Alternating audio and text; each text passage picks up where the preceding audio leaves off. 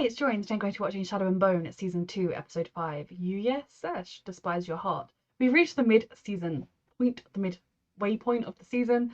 We have finished the second book of Shadow and Bone trilogy. I am lost for words with how brilliant this show is. I'm very excited. Before we start, I wanted to show you my copy of The Lives of Saints, which you can buy, and a particular illustration that may seem familiar. I feel like I should be doing some homework and rereading this before I start the episode. But yeah, this is a very cool book. I love the Christian verse, so I'm very excited. Reminder that you can find the unedited version of this reaction on my Patreon 2 weeks in advance, the edited version 1 week in advance, and let's go. Pros. It's 5 of them, not 6. Oh, the 6th is locked away. Oh. I had the foresight to keep these close. So I will be continuing with my amplifier. He's an angry boy. Run. It's a hard life, being an evil megalomaniac all by yourself.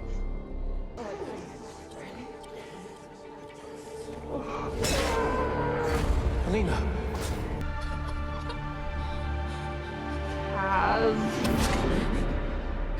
Kaz. You thought you'd be rid of all that pain? I don't think you would have thought that. I must admit, I quite like the way you look in the morning. I have to say, as much as I'm like, it was a much slower burn in the books, I also like, I get to have them as a couple from like the stage. No! Downstairs now. Ravka needs saving. She's gone. No, she's not yet. She's not an option. Kaz. Why wouldn't he tell me about a job for the Sun Summoner? Because he'd rather push you away than admit he feels anything for you. Exactly. Oh, was I not supposed to say that out loud? Avoid the obvious. love that you did. We have our own way of finding each other. Oh dear. Go there and find Dominic Barton. Stupid girl. How long are you planning to make us wait before you show us a way down there? Jenya. Jenya, he won't think any differently of you. Hello. It's just a relief. Jenya. And David, it's not in any way because she thinks anything of you not helping her, because she knows you couldn't have done. Agra. Jenya.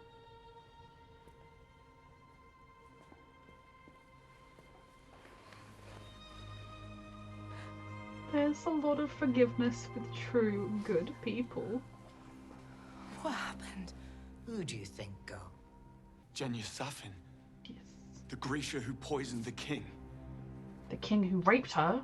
Matelovich, you won't. She colluded with the Darkling. She did what she had to survive. Your Not everyone father was as as well. lucky as you to escape the Grand Palace. Did he force you? I never sought his attention. The king no longer lives to pay for his crimes. You cannot punish her for this. You trust her allegiance no longer lies with the Darkling. Look at what he did to her! You're safe here. As future King of Ravka, you have my word. And if you can point to his base on a map, I swear by all saints, once we are healed and ready to move, I will hammer him with everything I have.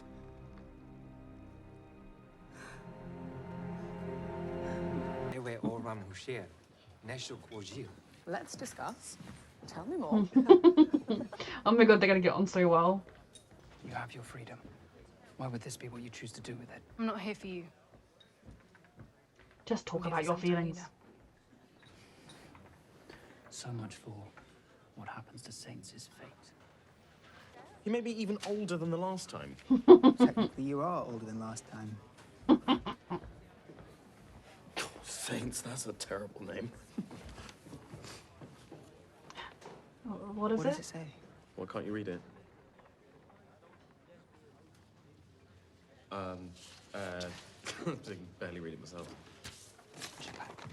It's okay, Wylan. Do you think I'll still be able to summon with just one hand? You are still Grisha. This will never change that. Thank you, Jenya. Of course. You monster! At least you now look like what you truly are. Hit her. Ask me how I did it. He was your king. He was a brought it monster. on himself. We're dry. Nikolai, She was under your protection. Yes. she's a servant. And You the mother are of Ravka, despicable. your subjects were to be like your children. I apologize on behalf of all of Ravka for all that you've endured. I don't want your apology. What was done to me can never be undone. Or if you were just destined to repeat the failures of our previous kings.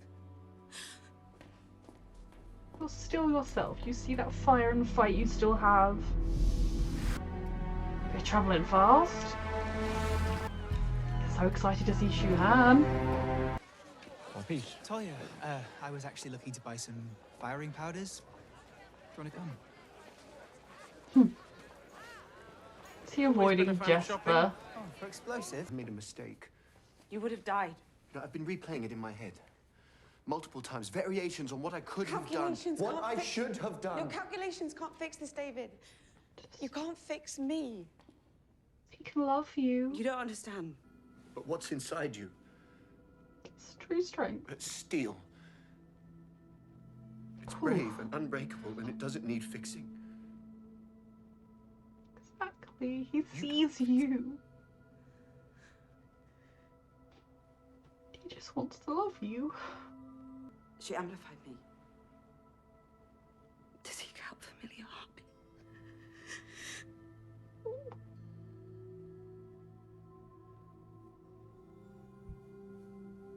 Oh. He loves you regardless. Any outer beauty. Still beautiful.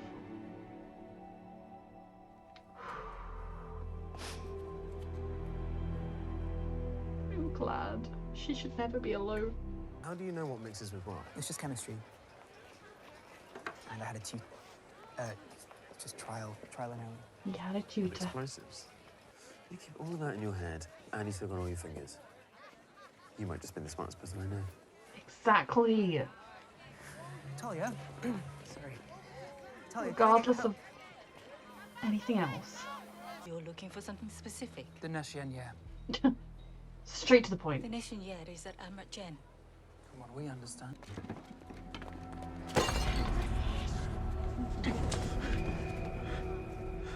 Okay. Rebecca, just breathe. I think he wears his gloves for a reason. Someone go after him, but carefully.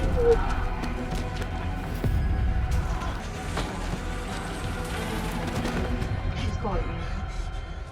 You were supposed to follow her. I couldn't leave you. Mm-hmm. Not like this.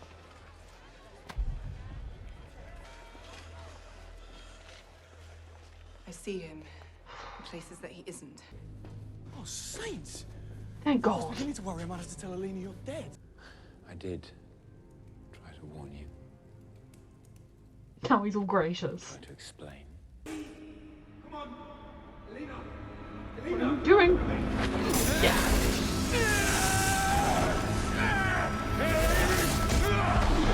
That's our girl. We would have severed our link if you hadn't pulled my focus. Maybe if you told someone what you were planning, no one would have interrupted. Also, you know, Mal's alive. She would be really happy about that. Any other circumstances. Alina, I'm going to the ends of the earth to protect you, to keep you safe, to track your Firebird, and you dive headfirst into a fight with the Darkling. Now you get angry. Finally. What's that Children, supposed to mean? talk to each other. One foot in front of the other. You're walking in lockstep like this is nothing. But what else am I supposed to do? He's barreling supporting through you. Stag. So you understand that you and I are not in lockstep. That you have raced ahead on a path that I'm way behind on. And that's where you should be.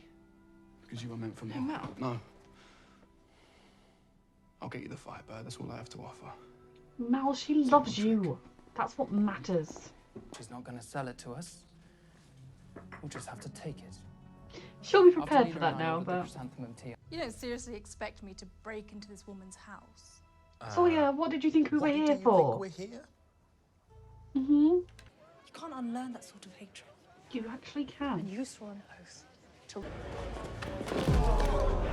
If he has pull in here, Matthias could be in danger. Matthias. Is there no one else here with a problem except for Rollins? Work for me. Yeah. And I'll get you what you want. He knows how Whether to it's work to line the your room. family's coffers. It was like he stole my powers all over again. Like the sea whip was no longer mine, but also his. I'm glad she's letting this out. Why did you think that? He was the first person to show me that I wasn't just some weak stick from Karemzin. That I was Grisha. That I was powerful. He That I showed was that, meant for more. but you are all those things. Even without Alexander's influence, those things remain true. So manipulated and betrayed Jenya. Betrayed Ravka. Who betrayed you, violated you. Exactly, sweetheart. Alexander okay is hundreds of years old, to nearly feel it. infinite in his power, and because your will is stronger than his, the only way you'll find peace is to Strength finish and what you goodness started. shines on. Dismantle the fold. Now it's time for you to take the rest that you deserve. Please. You are a terrible queen. None of that justifies the choices you did make. Exactly. I admire you, sorry, Nikolai. Madeleine. This is not an easy conversation to But if have. Ravka's to change, it must start with me. He's never walked away from me like that before. He loves you, Alina. That is the most important thing. I It's a see that. difficult part of your walking down. Yes, it's time the ring is returned.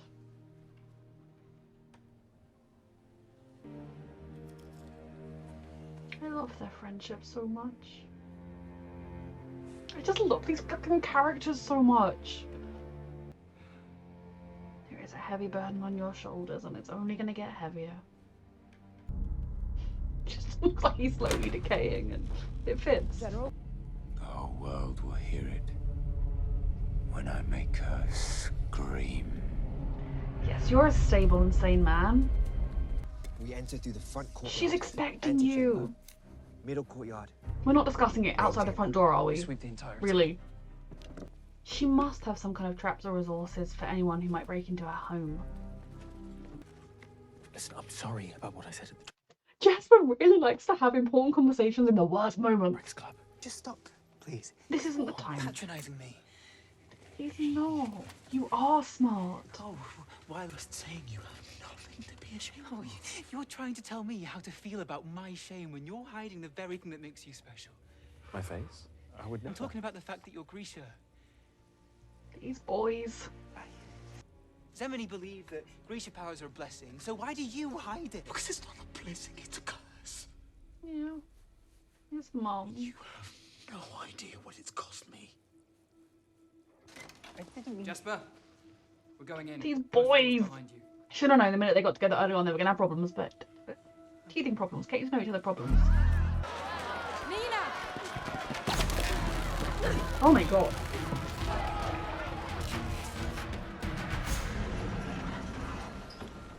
This is just going great.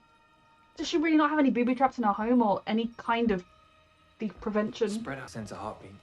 Thought the compound was empty. It's faint. Further in the house. Oh, yep.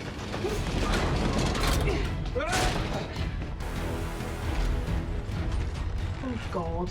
That does not sound good. Oh, Wylan, please notice something's happening. This is how we die.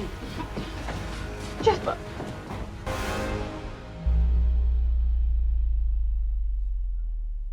Oh dear. Back into his worst nightmare.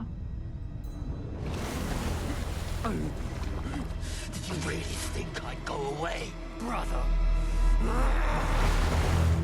Okay, so honestly, one of the problems with binging a series is doing review portions. I start to doubt what happened in which episode. So apologies if I do discuss something from a previous episode, but you know, so I'm so glad Mal just turned up.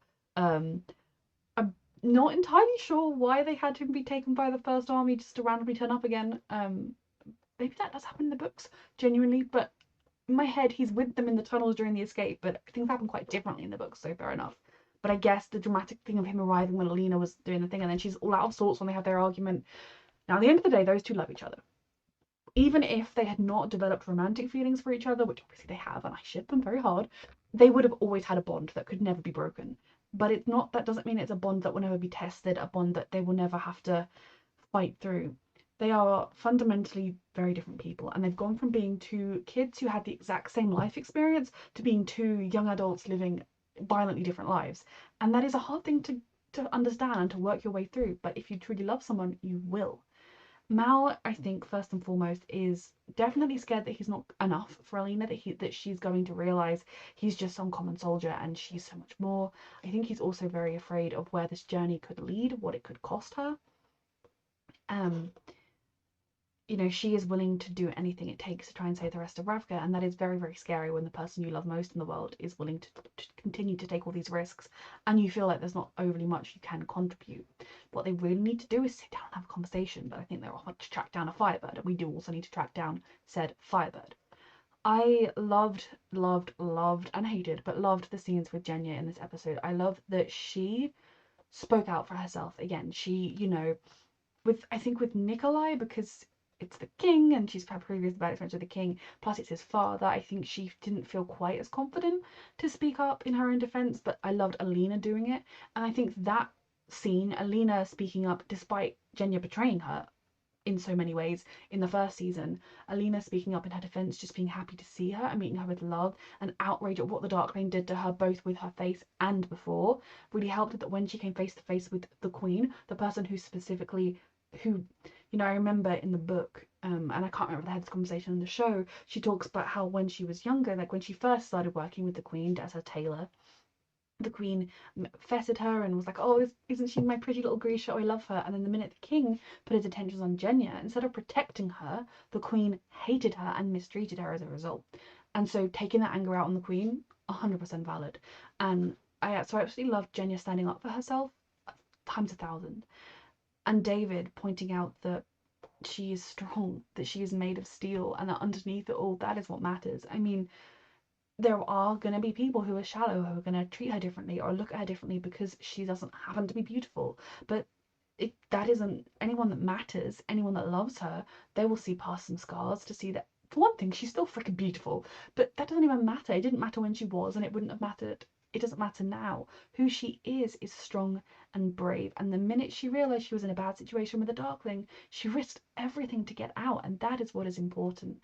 And so I absolutely loved that he was able to help her regain that little bit of self-belief in her own strength, that it is there and that he sees her despite everything else. She doesn't need to hide from him because he sees her. They make me so happy, and I'm just very stressed in general.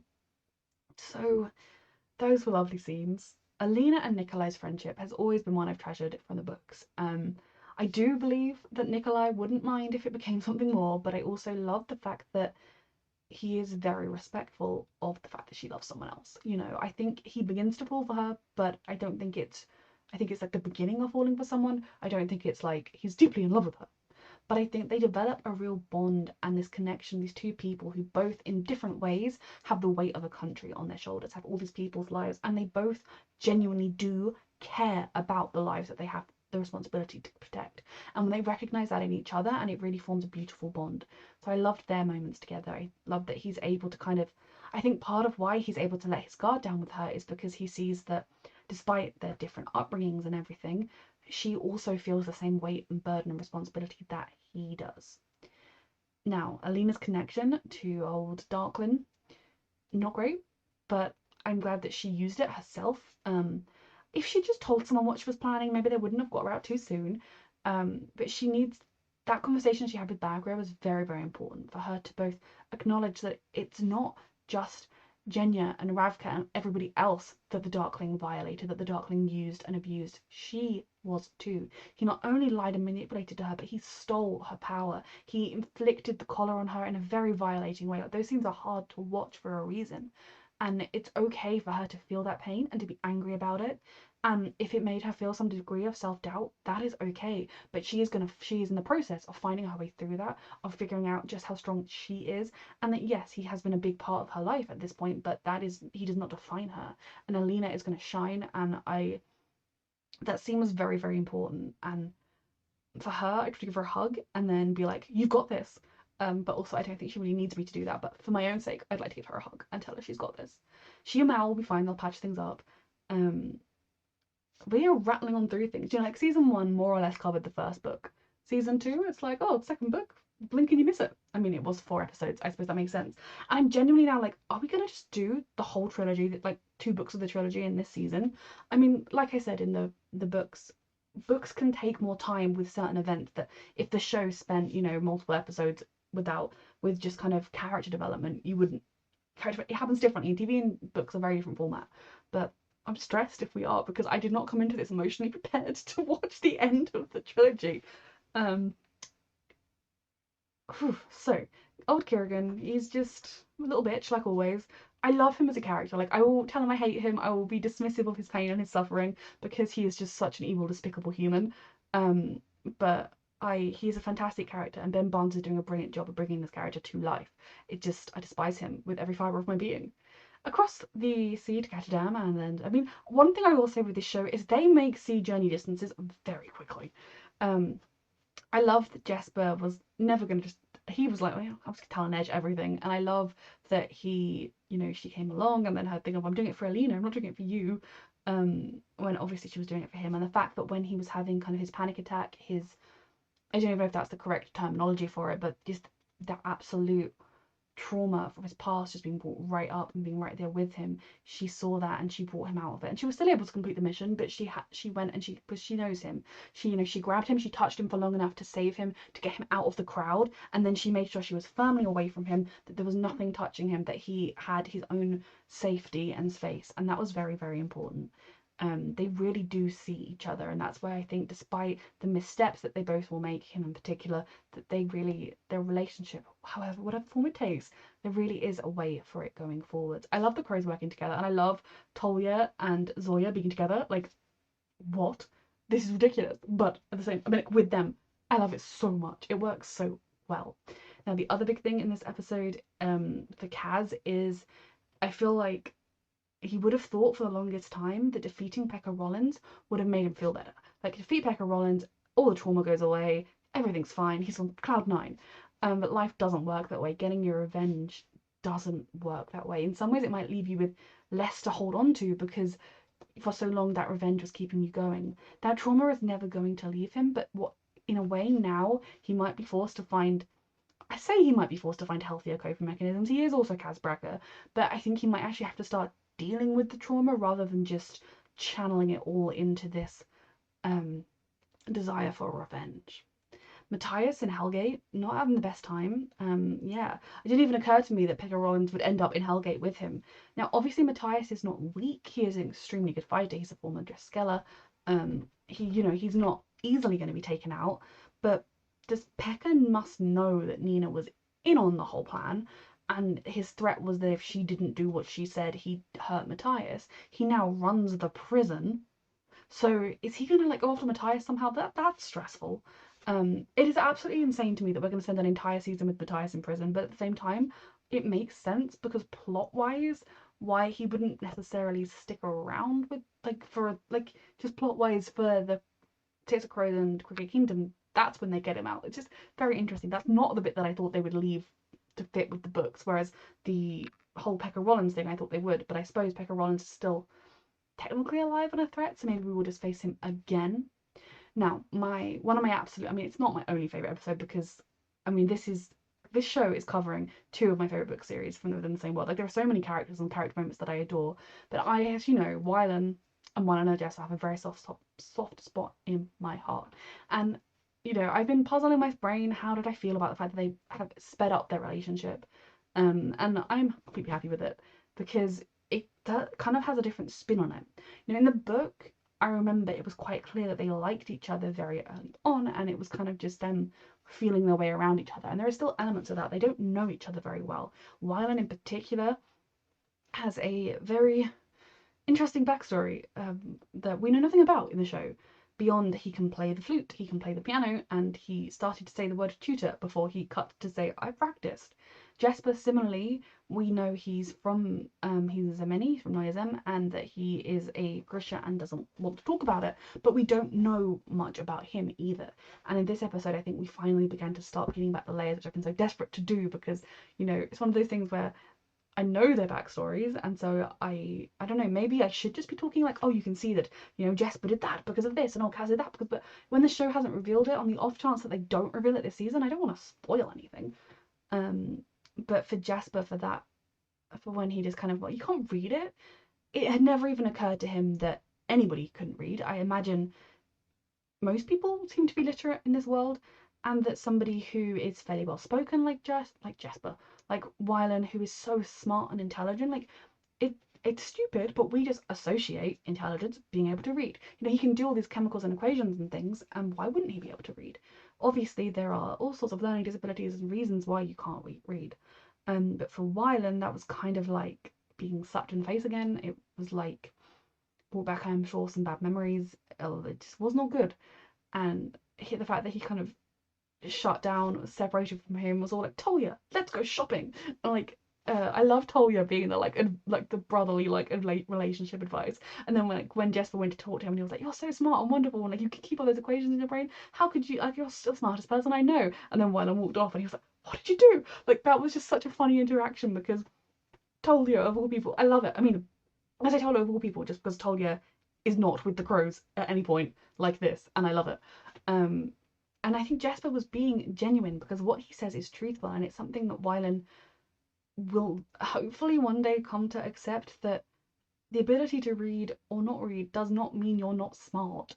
Like, being smart isn't a rule in everything, but Wylan is incredibly smart. The way he understands chemistry and everything like that without having to, you know, even some of the brightest minds would need to double check their notes. He is a brilliant genius. And it doesn't matter that he can't read. That doesn't mean he's not smart. And Jesper wasn't being patronising. Jesper was being genuine.